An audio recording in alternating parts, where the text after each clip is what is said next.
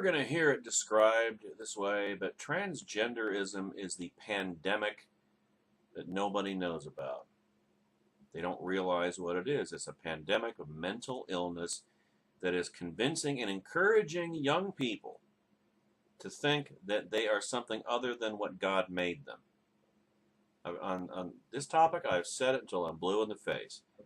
Gender, sex is genetic. There are two sexes.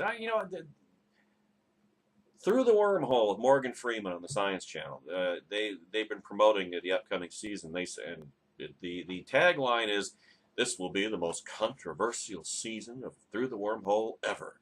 One of the shows is going to be about, is there more than two sexes? I can answer that question for them right now, and it's not controversial whatsoever. It is scientific fact. There are two. Dos. Cha. Drei. Or the German word for two. They're two. Two genders, two sexes, an XX or an XY. Those are your choices. And if you're born a boy, guess what? You're a boy. And you will grow up to be a man. And if you're a girl, then if you have two X chromosomes, then you're a girl and you're going to grow up to be a woman. It doesn't, this notion that, well, I identify with this gender or that gender is irrelevant. It's irrelevant. It's mental illness. In fact, there's a term for it: gender dysphoria. It's where the mental illness that convinces you that you are a gender other than what you actually are. And if it were treated that way, then a lot of these young people could get help. But instead, the culture is encouraging them. They're contributing to this mental illness. David French at NationalReview.com calls it a tragic transgender contagion. Anguished parents note that entire peer groups seem determined to transition together. Is this not child abuse, ladies and gentlemen? Because there are a lot of parents who encourage it too. Sure, there are anguished parents, not all of them. Those are the children that should be taken out of those homes. The only problem is, if the state takes those children out of their homes, when the state is of the same mindset, then it's probably just out of the frying pan and into the fire, metaphorically speaking. Now, when thinking about gender impersonation, I can't use the term transgender, gender impersonation issues, you can choose to believe either the left's comforting lie or the messy and sometimes quite sad and scary truth. Here's the comforting lie: that there are a certain class of people who live in a state of emotional distress because their sex assigned at birth conflicts with their gender identity. In other words, their mental illness. For these people, it is the height of cruelty to ask them to live with the reality of what gender they are, or according to their assigned sex. So, when even children demonstrate the allegedly objective criteria of consistence, insistence, and persistence, then they can and often should begin the process of transitioning to a new gender. It's all science, you see. And denying that science not only makes you a Neanderthal, it makes you a bigot, yada, yada, yada, yada.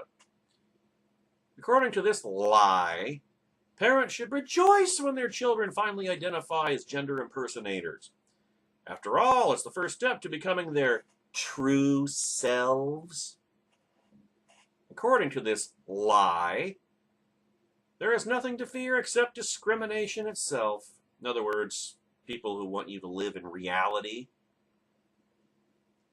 Remember the left used to call themselves the reality-based community? Once individuals embrace their true identity, I have an overwhelming urge to say, "I'm Batman." Never mind. Only intolerance can destroy their lives for those who actually live in reality. Thus the fury at dissenters. thus the academic censorship. Because of high suicide rates in gender impersonation populations, endorsing ideological conformity becomes a matter of life and death. The truth, however, is stubborn, as it always is, and is very intractable. Human experience simply does not conform to ideological models, and the far worse damage is done when we try to impose radical ideology onto the complexities of individual troubled lives. In reality, people are far more vulnerable to suggestion and fashion than the left wants anybody to know. Rather than affirming an immutable identity, our culture is ratifying and rendering permanent what often amounts to little more than a troubled youthful phase, one that is subject to all the whims of fashion that mark any other cultural trend. Let's be clear. The vast majority of kids who experience a period of discomfort with their biological sexual identity eventually desist. In other words, it's a phase. And they should desist. They're supposed to desist. They're healthy.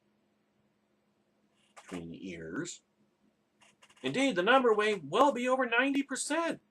In other words, kids who are growing and learning about life and themselves and sometimes endure a period of confusion. This should shock exactly no one. What is shocking, however, is the insistence that this period of confusion should be treated as a period of confirmation, and that medical intervention is the logical and tolerant next course. Medical intervention in the wrong direction, in other words. Indeed, gender impersonation diagnoses have become so fashionable the doctors are sometimes stampeding to prescribe life-altering drugs even to kids. And then later, when the kids grow up, recommending mutilating surgery. In other words, doctors aren't necessarily waiting for evidence of consistence, insistence, and persistence. Whatever happened to first do no harm? Watch this searing YouTube from a young woman who detransitioned in her early 20s and describes herself as a real live 22-year-old woman with a scarred chest and a broken voice and a 5 o'clock shadow because I couldn't face the idea of growing up to be the woman she is. Hey folks, so this is my response video for Julia Serrano's new article, Detransition, Desistance, and Disinformation, a Guide for Understanding Transgender Children Debates. For those of you who aren't familiar with me or my blog, I'm Carrie. I'm a 22-year-old detransition woman. In fact, I'm one of the women Serrano talks about, a pediatric transitioner. I transitioned socially at 15, I started hormones at 17, and I detransitioned just after my 22nd birthday. I've talked about my detransition on my blog quite a bit already, so I'm not going to go into that in detail, but I'll touch on certain aspects of it as it's relevant, and I guess if you're still curious about me, you can read my blog. I've got a detransition tag that talks about these issues in more depth. I wanted to make a video previously, before this article came out, just a general video about detransition, so that folks can see that I'm a real life person, but I didn't out of fear of showing my face mostly. But I think it's important that when we talk about these issues, to really understand that people like us are not just statistics. We're not just some dry data some gatekeeping doctor might throw at you. We're real people. This is a real outcome of transition. I'm a real, live 22-year-old woman with a scarred chest and a broken voice and 5 o'clock shadow because I couldn't face the idea of growing up to be a woman. That's my reality. So the first point that Serrano makes touches on the distinction between transgender and transsexual. Serrano says that transgender means anyone who defies societal expectations regarding gender. What? So, my mom, who uses power tools and wears pants to church, is transgender. My brother, who used to have waist-length hair and would get mistaken for a girl all the time when he was little, he's transgender, I guess. God, I've got a buzz cut. I'm not wearing any makeup. I don't even remember the last time I shaved my legs. God, fuck, I need to stop making this video, guys. I'm sorry. I've got some calls I need to make to my endocrinologist. I'm kidding. But seriously, nobody conforms to gender roles perfectly because they're made up. We made them up. They're not real. My clothing, my hair, my feelings, my behavior, that's all part of my personality. It's part of my womanhood. I'm not a woman because of how well I relate to a construct that was created to keep people like me subservient and subordinate. It's not a thing. So with that in mind, I want to talk about Serrano's idea of transsexual trajectories. The article discusses a few different situations. There's a classic, I knew I was trans since I was 3 years old narrative. There's the people who adopt a trans identity in adolescence or in later life. There's people who transition in a binary way and then end up calling themselves non-binary or genderqueer. And then there's us. For some reason, we're a type of transsexual trajectory. I'm gonna be blunt here, that's bullshit. It's designed to obfuscate our reality. It's designed to make us non-threatening. Just another type of trans person. Just a transition with a few more steps in it. Just some happy little identity to fit under our big happy trans umbrella. The idea that we could exist outside of the paradigm of gender identity is so threatening to trans activists that they won't even speak of it. They prefer pretending that we're still somehow trans to recognizing the reality of our situation, because frankly these situations are not pretty. Serrano mentions a couple of reasons why people might detransition, but they're honestly pretty hollow. Either we just vaguely weren't happy with the changes, or we do it for social reasons. This makes me think that Serrano has not spoken to any detransition people, or at least not any detransition women. I can't speak to the experience of detransition men because I'm not a detransition man and I don't interact with that community. But from my admittedly limited experience, I think detransition due to social pressure is largely a thing that men do. I've never heard a detransition woman say she did it because of social pressure, and I know quite a few. I didn't detransition due to social pressure. In fact, I live in one of the most trans-friendly areas of the U.S. My family was accepting, I was passing, almost all my paperwork was changed, my insurance covered my mastectomy 100%. They would have covered everything. They would have covered my hysterectomy, they would have covered bottom surgery. My job has trans people in its leadership, and from all outer appearances, my transition was a success. But I didn't detransition because of nebulous unhappy feelings either. I detransitioned because I knew I couldn't keep running from myself, dissociating from myself, because acknowledging my reality as a woman was vital to my mental health. I mean, I'm happier being detransitioned, but saying that people detransition because they're not happy with transition is disingenuous. The truth is that a lot of women don't feel like they have options. There's not a whole lot of place in society for women who look like this, for women who don't fit, who don't comply.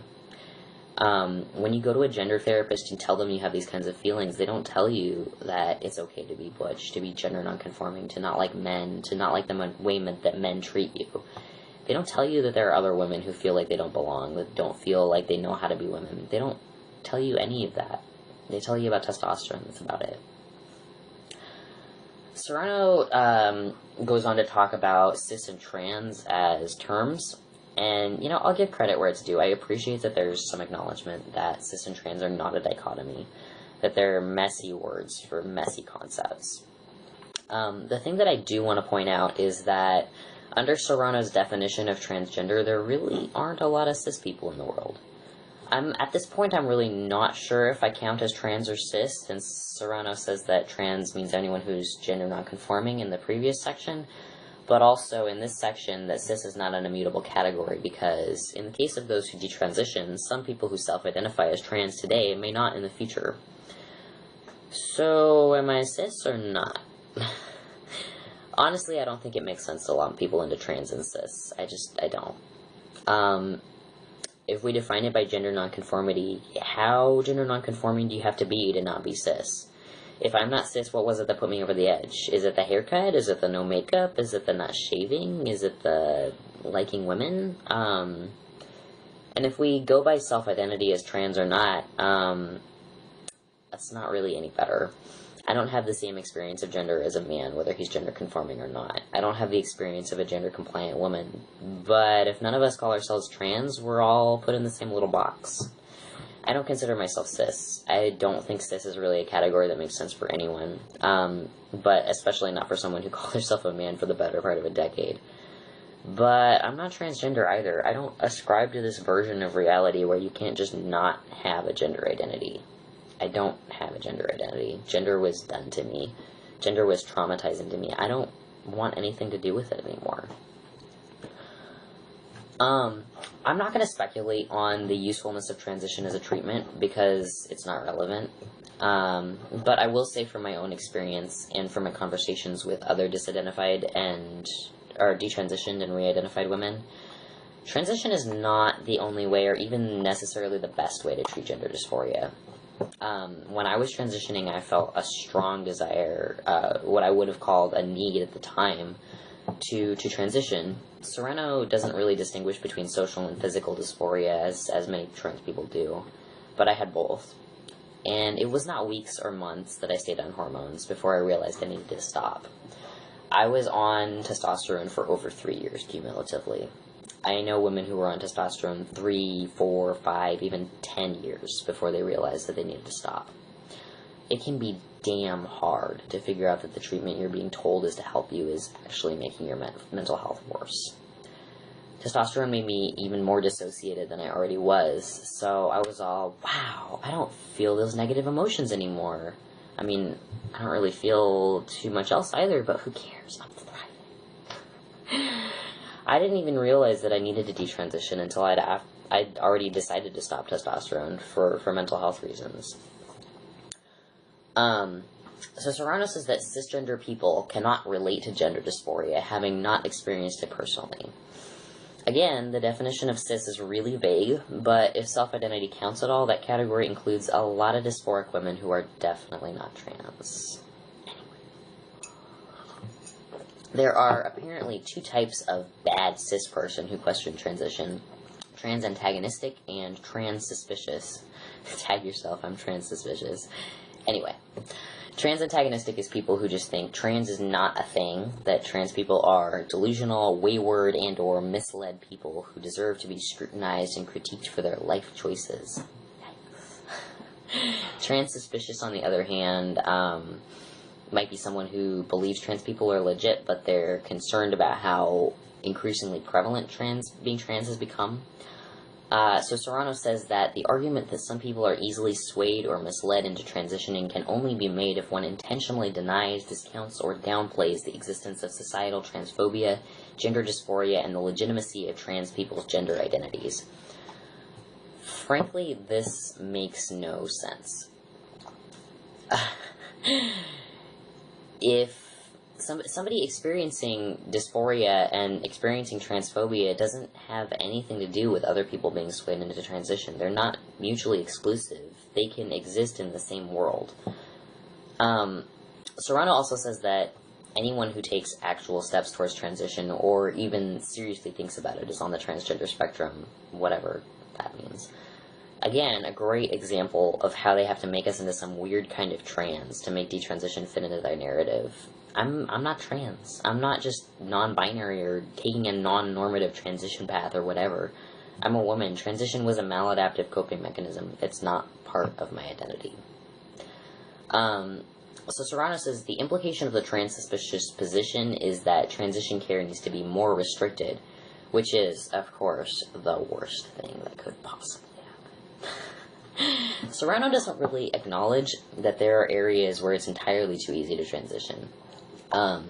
In the U.S., at least, it really depends on the state you live in, but where I live in Oregon, I was put on hormones after 3 months of therapy at the age of 17. In fact, because I was only seeing my therapist once a month, it was after 3 or 4 visits that I was prescribed testosterone, with no real meaningful attempt made to process the issues that I brought up that led in part to my transition. Seems like in my area, at least, we could use a little more gatekeeping. I could walk into an informed consent clinic today, get blood work done, get back on testosterone within probably a couple of weeks, without even telling them I have a previous diagnosis of gender dysphoria. When I was transitioning, nobody in the medical or psychological field ever tried to dissuade me, to offer other options, to really do anything to stop me besides tell me I should wait until I was 18.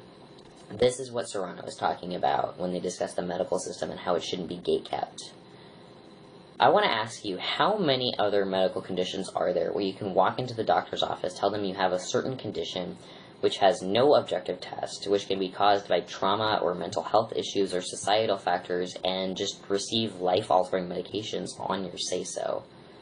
Does that sound like gatekeeping? Okay. So the 7th point is, Serrano writes that in a perfect world, we would be able to have open and honest discussions about detransitioning, viewing it in terms of a personal decision based on an individual's well-being. No. My decision to transition was not made in a vacuum. I decided to transition based on social factors, based on my mental health issues, based on, the reassurances of my therapist that, yes, I was really trans, and the treatment for that is transition. My girlfriend was actually the one to bring this up, but framing detransition as a personal choice when transition is not subject to that same dismissal is a pretty big double standard. So Serrano goes on to set up this dichotomy of care for children experiencing gender dysphoria. So firstly, there's gender reparative therapy, which, as you might imagine, has to do with retraining a child to accept their assigned gender roles based on their sex. In contrast, there's gender-affirming care, on which Serrano writes, rather than being shamed by their families and coerced into gender conformity, these children are given the space to explore their gender. I think this is a terrible dichotomy. There is a world of nuance between telling a child, no, you're a girl, you have to do girl stuff, and saying, yeah, you can do this stuff, but it makes you not a girl. I can't speak to the responses of people who've never transitioned, or, again, to detransition men, but I can tell you I've never heard a detransition woman say that we should be using reparative therapy. Most of us did transition due to gender nonconformity, either in whole or in part. A lot of us are lesbians. We're not going to be advocating for fucking reparative therapy.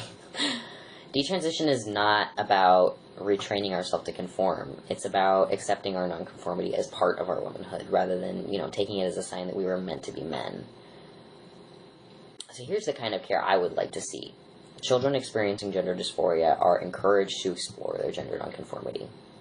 That's it. If they still want to transition when they're of age, that's their call to make. They're adults at that point.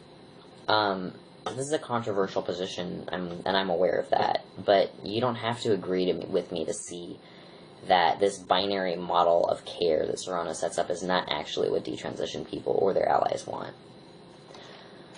The last point I want to make has to do with Serrano's dismissal of the 80% desistance rate. When you say, why does this desistance rate even matter, you demonstrate your extreme callousness towards the trauma that we experienced going through transition. Obviously, statistics are flawed. They can be skewed, they can lie. But where are your statistics? I'm all for critiquing science and its use in oppressive rhetoric, but when you don't have anything to refute the claim but an anecdote of your own life when you're not detransitioned, no. That's not a rebuttal. That's not really anything. I wish I could tell you that I had all the solutions. I don't. I don't know how we can find a model of care that works for both trans activists and for dysphoric people who aren't helped by transition. I don't know if such a model exists. But so long as trans activists continue to ignore the growing contingent of detransition people, especially those individuals who transitioned underage like I did, we're never going to find it. You may not agree with us, but the fact is that we exist. We're going to continue to exist, and our numbers are growing. In the last year that I've been in, either lurking in or actually involved in the detransition community, I have seen our numbers growing exponentially. Sooner or later, we're going to have to start making changes. Sooner or later, you're not going to be able to ignore us any longer. Or watch this video from a young woman who speaks of trauma that led me to disassociating from my female body. She says, the longer I chased that disassociation, The more I asked people to call me special pronouns, the more I tried to change my body, the more I ensconced myself in a community that would affirm a trans identity, the worse I felt.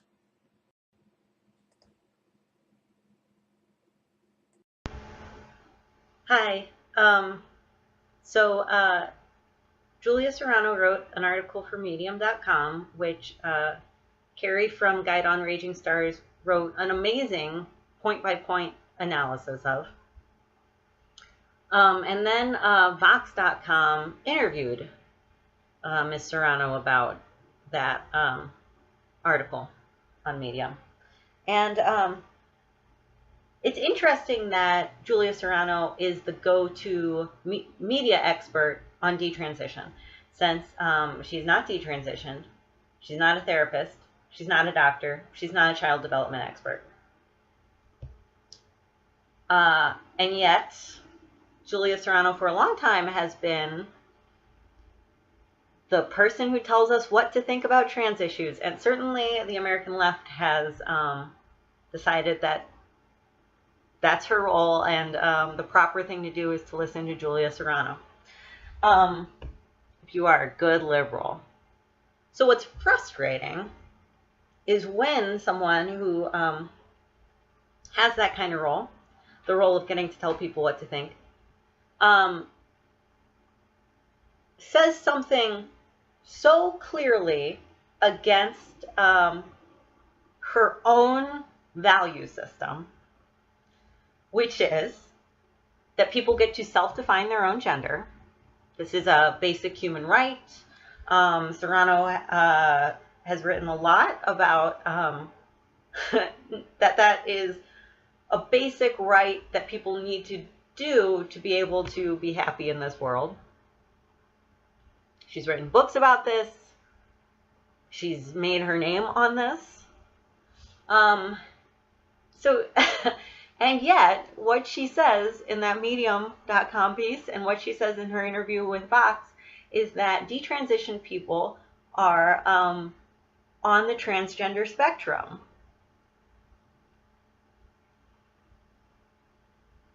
Now,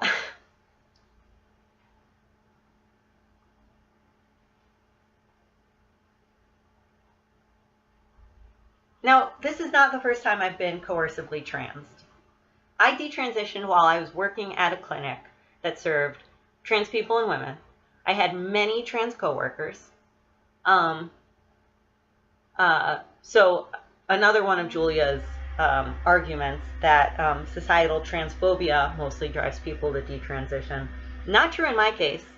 I had moments in my transition when I couldn't get a job, probably in part because of being trans, but I wasn't in a transphobic situation when I decided to detransition. I was surrounded by trans people. I was working with more trans people every day than a lot of Americans meet in their year, okay? Surrounded. Every 5 minutes talking to a new trans person. That's the environment that I decided I needed to get out of this community in, okay? So in my case, it was not transphobia. It was lots of contact with trans people that convinced me that I needed out.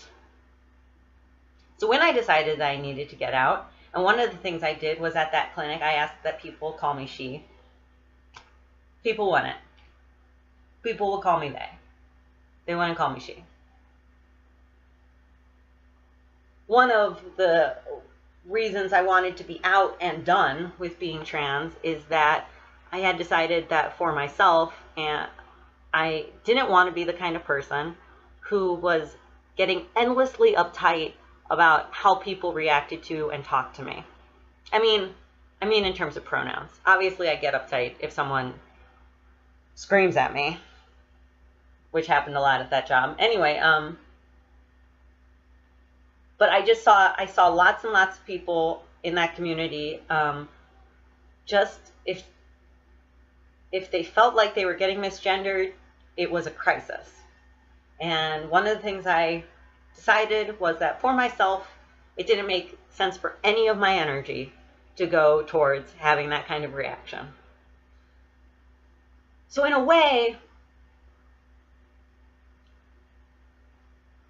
I do not care whether Serrano respects what I say about myself. The thing that's frustrating about it is her insisting on a way of relating for trans people that she is not willing to extend to detransitioned people. If self-definition is a human right, I don't know how much louder we can shout to the world that we're not trans. And for me, I mean, if you say that I'm on the transgender spectrum, what you're doing is you're erasing everything I'm telling you about my life and my story, which is that I had trauma that led to me disassociating from my female body. And that the longer I chased that disassociation, the more I asked people to call me special pronouns, the more I tried to change my body, the more I ensconced myself in a community that would affirm a trans identity, the worse I felt. So then when I realized, like, wow, I'm miserable doing this, and I'm not the only miserable person I see around here, maybe I should try a different way of relating to these feelings, and treated them like trauma symptoms, and I felt better. It's a central story in my life, and you're erasing it to make me fit into your ideology. And you're erasing me so that your ideology can stand. Your ideology is not worth it. I'm sorry. Like, no. Your set of ideas for how the world works is not worth acting like I don't exist or acting like you get to define my gender for me. Like, no, that's not how it works. I'm a real person. You have to deal with my existence. All right? Just like I have to deal with your existence, and I have to deal with you writing articles about how I don't exist, and I'm somehow made up by conservatives. I am not conservative. I have always voted Democrat except for the time that I voted for Nader, which I have done penance for, so you can't come at me for that. My parents are extremely liberal. My social group is extremely liberal. I didn't end up considering myself trans and then working at a trans clinic because I come from a conservative people. I will say that this experience and watching how the left accepts shutting down critical thought on these matters has creeped me out about the left. I feel very creeped out that everyone accepts Julia Serrano as an expert on detransition. It seems so crazy to me that she would be the person that we turn to about this. It seems so crazy to me that Vox did an interview with her and not an interview with any of the doctors who have done extensive research on childhood desistance. Those are real people who have published in academic journals, and they are not turned to the way Julia Serrano is. She's a biologist who has written a couple of feminist theory books. It is so strange to me that she has the resident expert role in this. Whatever. That's all I can say about it. Whatever. I'm not trans. Transphobia wasn't the context when I detransitioned. I was in the most trans-friendly environment you could envision, which is how I got to see a wide swath of the transgender population and how I decided that this wasn't going to help me.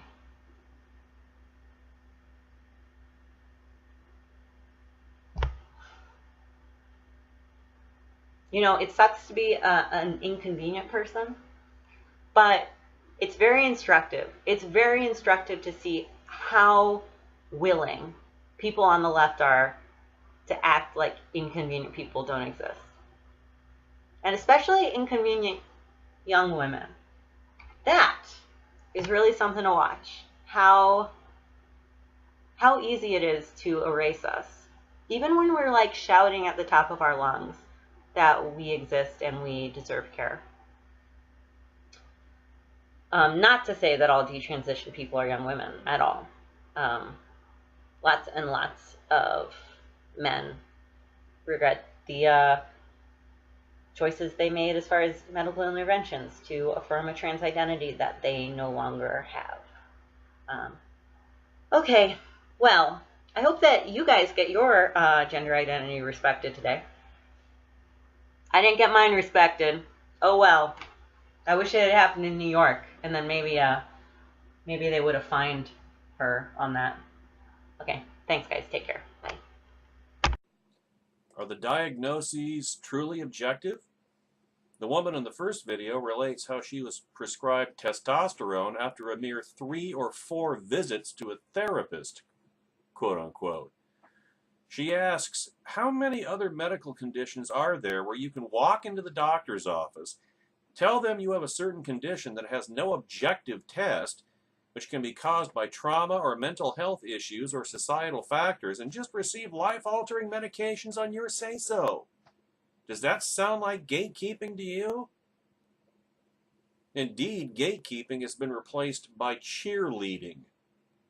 In the United Kingdom, where records are easier to obtain, clinics are facing an explosion in demand for gender identity treatment.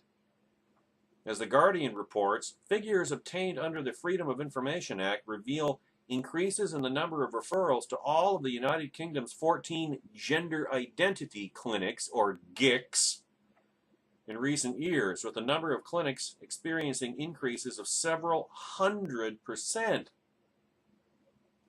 You wonder why I call this a pandemic? At one major clinic, referrals quadrupled. At another, they increased 20-fold in 10 years. At still another, referrals increased a jaw-dropping 28-fold in 8 years. Clinics for children were seeing staggering annual increases.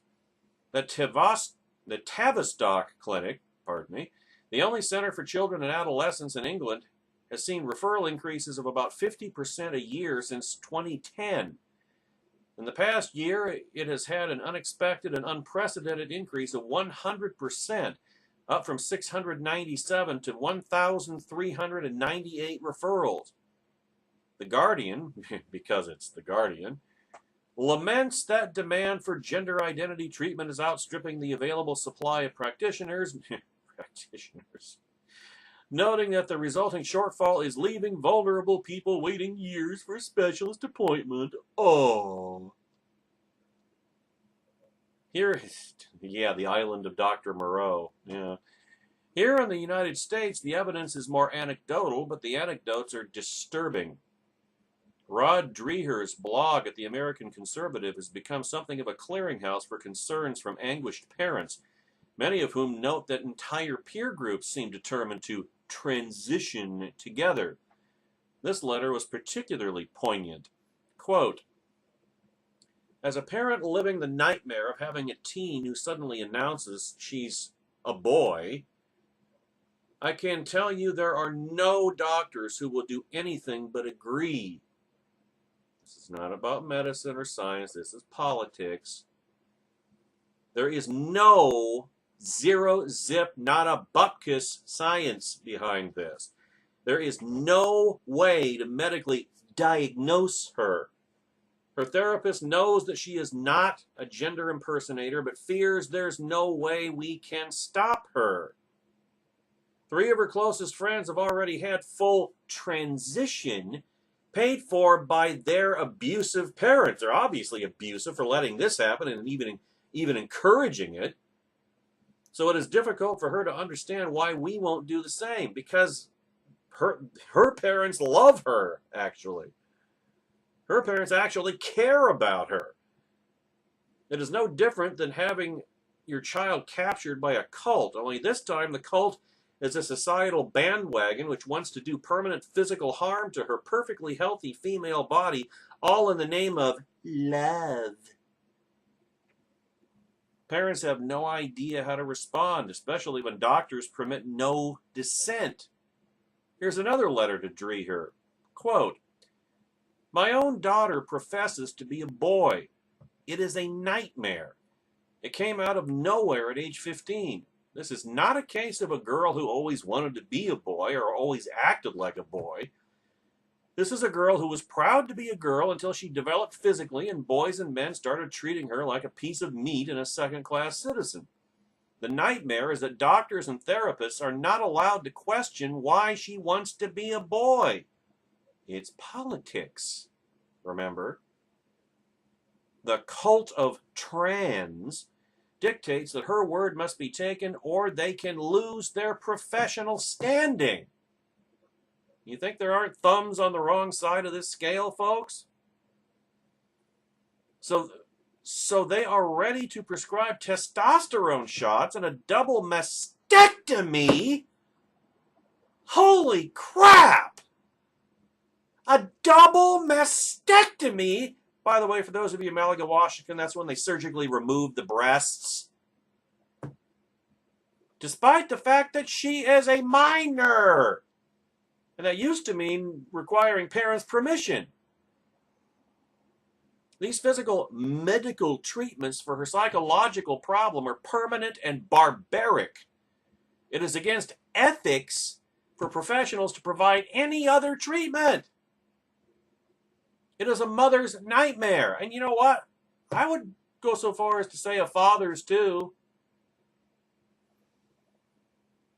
To read sites like this is an actual name, Transgender Trend, a mainly UK-based site that is concerned about the current trend to diagnose gender non-conforming children as gender impersonators, or Fourth Wave Now, a blog launched by a mother of a teenage girl who suddenly announced she was a trans man after a few weeks of total immersion in YouTube transition vlogs.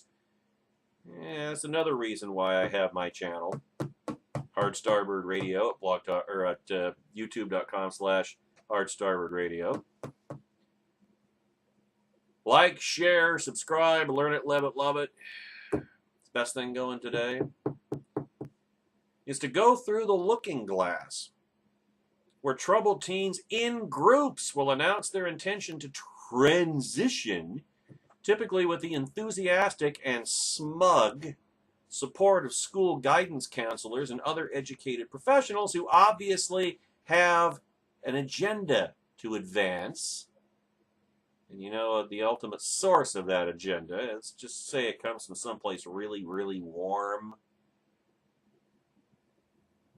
Fourth Wave Now is launching its own survey of what it calls rapid onset gender dysphoria, seeking input from parents whose children experienced sudden or rapid development of gender dysphoria beginning between the ages of 10 and 21. And naturally, the left is furious. Well, of course they are.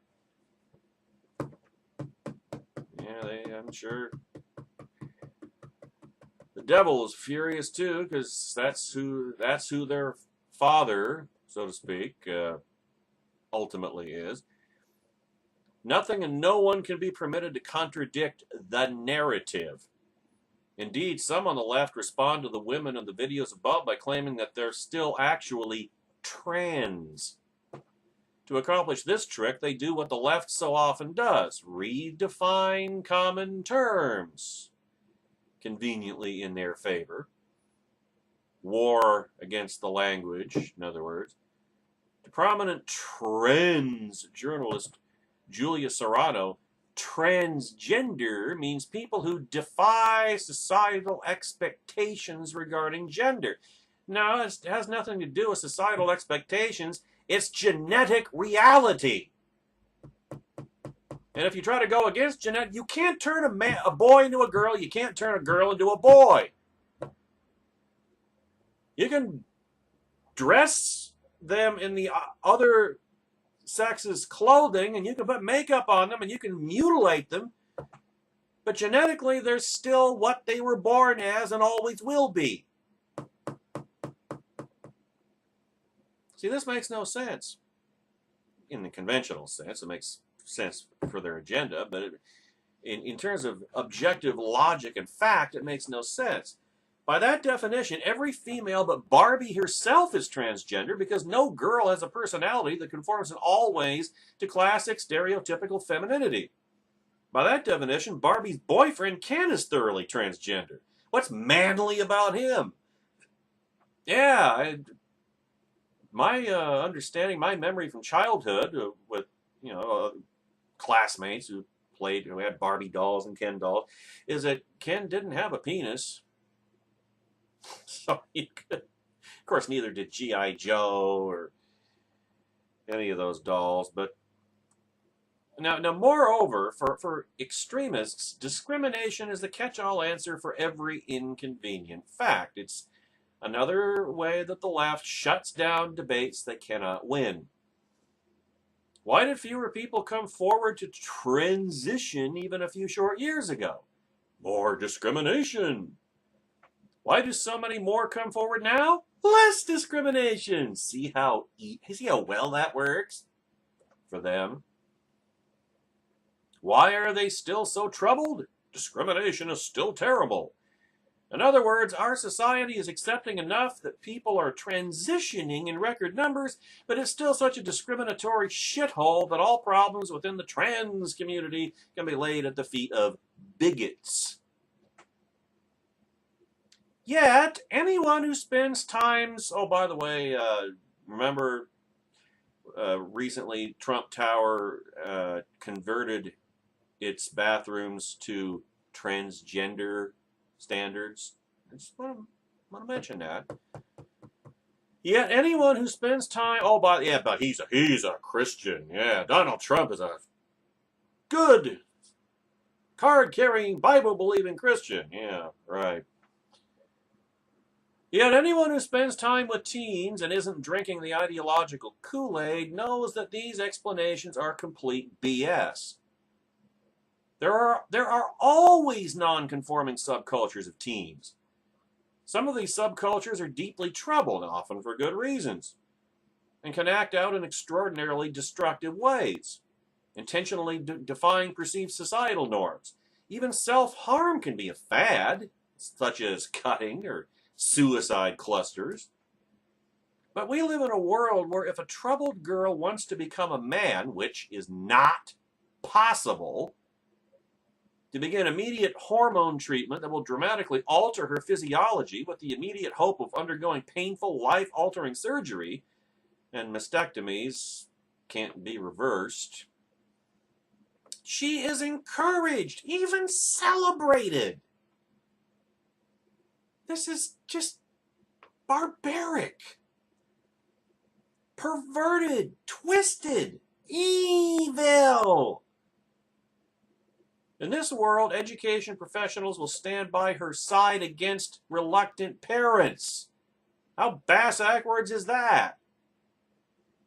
Some parents have encountered teachers who simply refuse to call their child by their actual name. And in this world, when even celebrated troubled teens remain so troubled that they take their own lives, the smugness never abates. After all, being sexual revolutionary means never taking responsibility for your own beliefs. It means that every bad outcome is a bigot's fault. In other words, someone else's fault. Kind of like Donald Trump.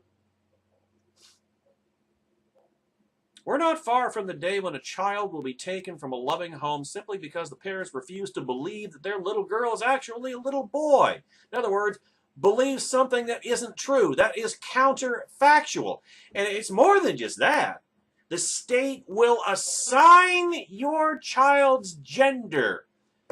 And if your child's sex doesn't happen to match up with that assignment, guess what's going to give? And you won't have a damn thing to say about it. Hell, they'll seize your children as soon as you have them. All children will automatically become wards of the state to be gender reassigned at the state's leisure and direction. That's where we're headed. By the way, you think Donald Trump would do anything about that? No. We're already living in the days when telling your girl child that she shouldn't undergo treatments that will render her infertile and painfully mutilated is deemed to be intolerant. Why should such a thing be tolerated? And we refuse to believe that such behaviors are at all influenced by peer groups or social trends. Instead, your daughter is simply trans, just as she is either black or white. Funny. You don't have racial reassignment, which isn't any more possible than gender reassignment. Why is the latter encouraged and celebrated? People who identify as trans need help. Real help. Many are suffering from deep and profound traumas. Others are beset by a myriad of mental disorders at rates far exceeding those for comparable cis populations. These are people who should receive the utmost compassion and care. They are not, however, trapped in the wrong body as part of the mental illness. And the extent to which we celebrate their painful malady is the extent to which culturally we have lost our way and our minds. Our youth may or may not be in the midst of a gender impersonation contagion, when actually it is. The data will ultimately tell the tale, but I think we have a pretty good idea of what that data is going to reveal. But moral blindness is even more pandemic than gender impersonationism.